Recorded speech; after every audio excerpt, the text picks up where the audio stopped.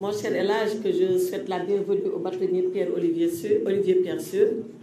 Donc, merci, mon cher confrère, d'être venu et ensemble avec les excellents avocats sénégalais dont je voulais saluer le travail depuis très longtemps. L'excellent travail qu'ils sont en train de faire, je suis convaincue que vous ferez serez un groupe important, consistant, pour engager la bataille de la clarification autour de cette supposée dette cachée.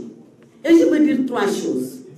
Je veux parler d'eux, je veux parler de nous, et je veux parler de la dette. Parler d'eux, c'est quoi? Ils ont fait deux choses. Tout le monde se souvient. Lorsque le Premier ministre a fait sa sortie pour dire qu'il y a une dette cachée au Sénégal. Il ne nous dit pas c'est quoi cette dette cachée. Il ne nous dit pas comment cette dette a été cachée. Et il ne nous dit pas en quoi consiste cette dette cachée.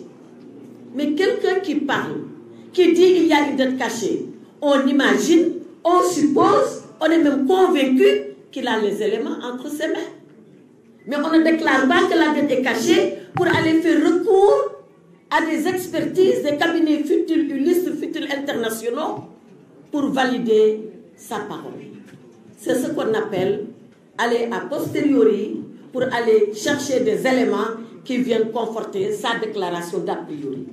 Sur quoi le gouvernement du Sénégal s'était fondé en septembre, je crois, 2024, bientôt un an, pour dire qu'il y a une dette cachée, sans en rapporter la moindre preuve, sauf à nous dire qu'il y a un rapport de l'Inspection générale des finances, il y a un rapport de la Cour des comptes, et finir par aller lui-même chercher un cabinet d'expertise Mazars pour venir essayer de conforter ces allégations. Je pense que, de leur point de vue, ce n'est pas l'attitude que quelqu'un doit avoir quand on a les éléments en main. Et moi, je n'ai jamais vu un gouvernement parler alors qu'il n'a pas les éléments en main. Deuxième chose, toujours les concernant. Cette chose-là, le bâtonnier Sûr, Maître El Hadji Amadou Sall sont revenus là-dessus. Mais le gouvernement est redevable de nous informer. Il est obligé. Ils ont cité la Constitution. Ils ont cité les lois organiques. Mais il y a une dernière loi, 26 août 2025, il y a quelques semaines, où l'Assemblée nationale dit que la personne qui est redevable de l'information est obligée de mettre cette information à la disposition de celui qui la demande. Et d'ailleurs, si la personne ne le fait pas, elle est passible de poursuites pénales et condamnée à payer au minimum des amendes. Alors, à qui on a affaire? À la Cour des comptes. C'est l'administration ou ce n'est pas l'administration?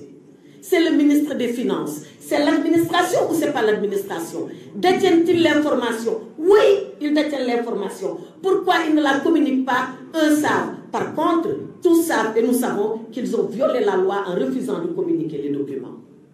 Et pourquoi ils ne les donnent pas? Qu'est-ce qu'il y a à cacher? Qu'est-ce qu'il y a à cacher? Voilà pourquoi le bâtonnier Sûr dit on a quitté une affaire de dette cachée pour tomber dans une affaire de documents cachés et cachés délibérément par l'État du Sénégal. Le rapport du cabinet Mazars. Il a fallu que les avocats introduisent le courrier pour qu'on le distille de façon très pernicieuse dans la presse. Chaque matin, vous vous levez, vous lisez un bout qui ne dit rien, qui n'explique pas grand-chose. Nous, on veut la conclusion, on ne veut pas des bouts de rapport. Donc voilà les deux choses que je voulais dire sur eux. C'est de faire l'annonce sans en détenir les preuves et d'aller les chercher après. C'est de détenir l'information et de refuser de la communiquer. Et maintenant, je viens à nous. Nous, qu'avons-nous fait? Quand je dis nous, c'est le président Macky Sall. Mais quand même, on doit ici saluer sa posture et son courage. Vous pensez qu'il est agréable pour un ancien président de la République d'avoir en face de lui une administration dont il a été un des grands chefs et de lui dire je sollicite des documents et que l'administration refuse et qu'il soit obligé de faire recours à des avocats? Je n'ai jamais vu un exemple du genre dans le monde entier. Mais il a fallu beaucoup de courage moral pour le président Macky Sall pour faire ça. Mais il n'a pas fallu que le courage, il a fallu que lui, face à sa vérité, dise quel que soit Alpha, je ferai éclater la vérité. Quel que soit Alpha, quoi qu'il en coûte, on saura exactement ce qui s'est passé. Mais s'il n'était pas innocent, vous pensez qu'il aurait fait ça? S'il avait quelque chose à se reprocher, la plus petite chose soit-elle, vous pensez qu'il allait pousser comme ça, commettre des avocats et leur dire allez-y, je veux que la vérité éclate. D'ailleurs, pas pour moi seulement Macky Sall, mais pour tout son régime, parce que nous étions avec lui. Pour tout son régime. Maintenant, l'autre chose, toujours parlant de nous, c'est dans cette affaire de considérer que c'est un devoir pour nous d'aller jusqu'au bout. Le président Macky Sall a fait l'honneur à ses avocats de sa confiance. Ils vont aller jusqu'au bout. On a écrit une première lettre. Ils n'ont pas répondu. Ils ont fait l'autruche. Vous savez l'autruche, quand elle ne veut rien voir, elle met sa tête dans le sable. Et elle reste là-bas, coincée. Ils font comme s'ils n'avaient rien vu. On va réécrire. Peut-être, certainement, ils ne verront rien encore. Et on va continuer sous d'autres formes que vous verrez. Mais on ne lâchera pas. On ne lâchera pas parce qu'il est facile d'accuser les gens. On ne lâchera pas parce qu'il est facile, après avoir accusé les gens, d'aller chercher des preuves. On ne lâchera pas parce que nous sommes dans le vrai et nous considérons que nous sommes dans le vrai. La preuve, rappelez-vous, quand le FMI est arrivé ici, et je viens à la dette, ils ont voulu que le FMI nous serve d'arbitre. Jusqu'à présent, c'est à ça qu'ils veulent arriver. Il faut que le FMI dise qu'il y a dette cachée. Ou le FMI a dit qu'il y a dette cachée. Le FMI n'a jamais fait une expertise pour dire qu'il y a dette cachée. Le FMI n'a jamais sorti un communiqué pour dire qu'il y a dette cachée. Oui, Kristalina Georgieva, il y a quelques jours à Washington, et j'y étais, dans les couloirs de FMI et de Banque mondiale. Ah, le Sénégal est sur toutes les langues. Bon, ça sape. Et je pense que méritez-vous l'or. Méritez-vous l'or, Sénégal, Sénégal, Sénégal, Sénégal. Dette cachée, dafa mel ni sax musul am ci àddina ci Sénégal rek la amee. Mais loolu rek dafay metti sa xol. Ak koo xam ni, et ñoom ñoo ñu ko doon tooñee, il disait toujours, oui, meilleur élève du FMI et de la Banque mondiale, ce n'est pas une gloire. Parce que nous, entre le Sénégal, la Banque mondiale, le FMI, et même les filiales du FMI, AFC et tout ça, SFI en français, on n'a jamais eu de rupture. Jamais. Même dans les temps les plus difficiles, le Sénégal respectait ses engagements. Même quand ils disent dette cachée, on paye quand même la dette. Waaw, dette cachée, nit dina ko fay, boo ko fay xanaa feeñ nga. Dette cachée bi ngay fay. On n'a jamais eu de rupture avec le FMI. Donc, Madame Kristalina Georgieva est arrivée pour faire un débrief, comme elle doit faire un débrief. C'est comme ça, dans les rencontres annuelles du FMI et de la Banque mondiale. Et un journaliste lui a posé la question. Peut-être que si nous posé ou ça, moom du wax ci loolu. Parce que ñoom li leen soxal tey mooy naka la ñuy def ba signer programme ak Sénégal. Te Sénégal loolu ko war a soxal pour ñu génn ci lii. Donc, quand on lui a posé la question, elle a dit qu'elle salue les efforts des autorités sénégalaises quant à ce qu'ils font autour de cette affaire dite de dette cachée. Voilà ce qu'elle a répondu. Un expert FMI, vous confirmez dette cachée am na. Il faut savoir lire, si on ne peut pas lire maintenant, ça c'est un autre débat. On sort de ce débat-là. Donc, cette histoire de dette cachée, ñoom ñi ñoo ko sombi te ñoo ko nar a naan.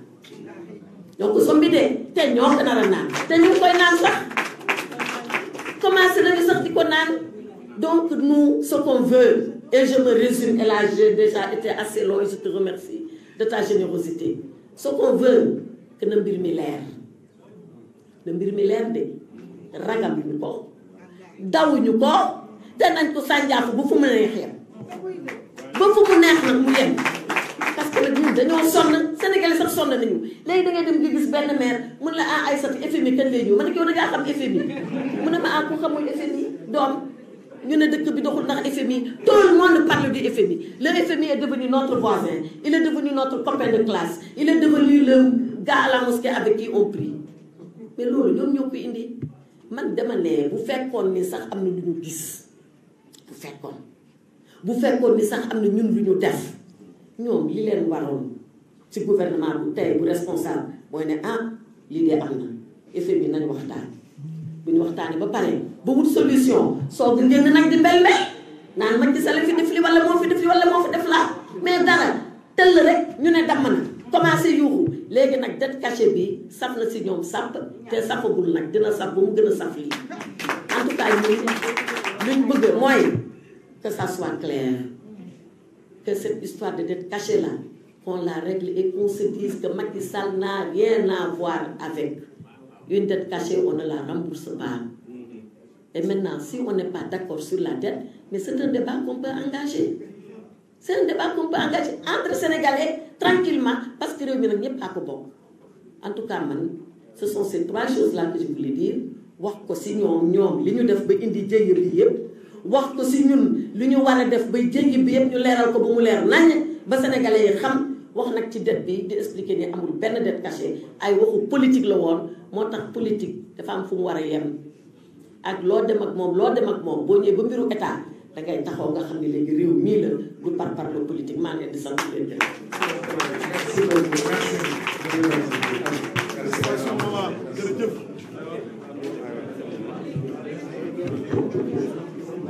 La séance est levée.